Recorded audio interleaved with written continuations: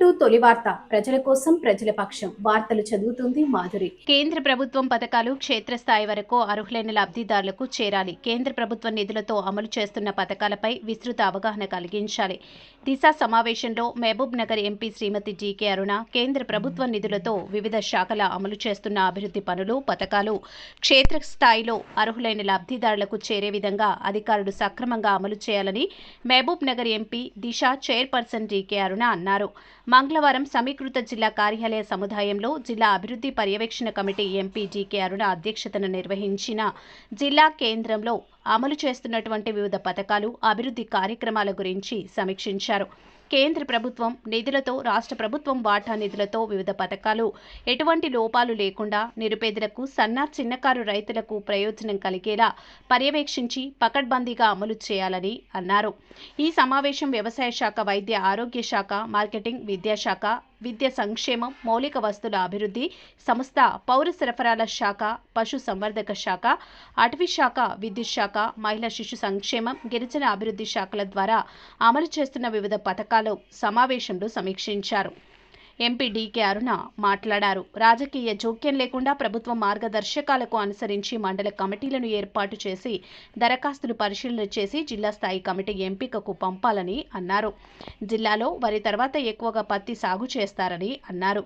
జిల్లా కలెక్టర్ మాట్లాడుతూ జిల్లాలో ఈ నెలాఖరు వరకు వర్షాకాలంలో వచ్చే వ్యాధుల నియంత్రణకు పెద్ద ఎత్తున పారిశుద్ధ్య కార్యక్రమాలు నిర్వహిస్తున్నట్లు తెలిపారు. ధాన్యం సేకరణ సాఫీగా నిర్వహించాలని, ధాన్యం సేకరణలో మహిళా సంఘాలకు వచ్చే కమిషన్ గురించి వివరాలు అడిగి తెలుసుకున్నారు. అదేవిధంగా అటవీ శాఖ జింకల పార్క్ అభివృద్ధి ప్రత్యేక ప్రాజెక్టు రూపొందించి సిఎస్ఆర్ నిధులతో అభివృద్ధికి కృషి చేయాలని సూచించారు.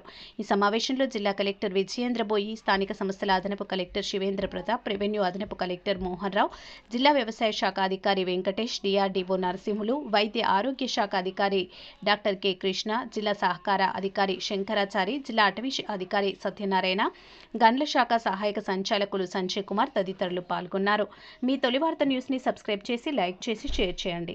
అభివృద్ధి సమన్వయ మరియు పర్యవేక్షణ కమిటీ అంటే దిశ కమిటీ సమావేశాన్ని, రెండవ దిశ కమిటీ సమావేశం ఈరోజు మహబూబ్నగర్ జిల్లా కేంద్రంలో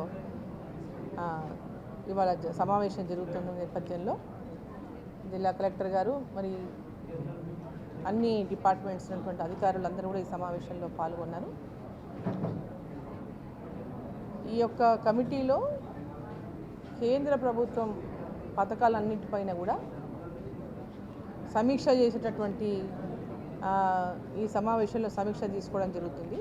ఆ పథకాల ఇంప్లిమెంటేషన్ ఎలా జరుగుతూ ఉన్నాయి, ఏమున్నాయి, దాంట్లో అన్నీ సక్రమంగా క్షేత్రస్థాయి వరకు ప్రజలకు అందుతున్నాయా లేదా, దానికి ఏమైనా లోపాలు ఉన్నాయా అనేటటువంటి విషయంలో ఈ యొక్క రివ్యూ సమావేశం జరుగుతూ ఉంది.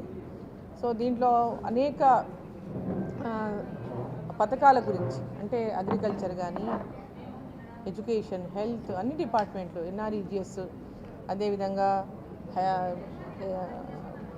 పవరు, అన్ని డిపార్ట్మెంట్లు, డిఆర్డిఏ, ఐకేపీ అంటే డిఆర్డిఏ అంటే ఐకేపీ, అదేవిధంగా ఫారెస్ట్ కానివ్వండి, అన్ని డిపార్ట్మెంట్ల ఎంఎస్ఎంఈ కానివ్వండి, పెద్ద ఎత్తున మరి వాళ్ళ ఎంఎస్ఎంఈ కానివ్వండి, బ్యాంకర్సు మరి ఏ విధంగా ఈ పథకాలపైన ప్రజలకు కేంద్ర ప్రభుత్వం ఏర్పడినటువంటి ఎంఎస్ఎంఈల లోన్ల ఇవ్వడం విషయంలోనే కానివ్వండి, అన్నిటిపైన కూడా ఈ యొక్క సమావేశాన్ని ఇక్కడ నిర్వహించడం జరుగుతూ ఉంది.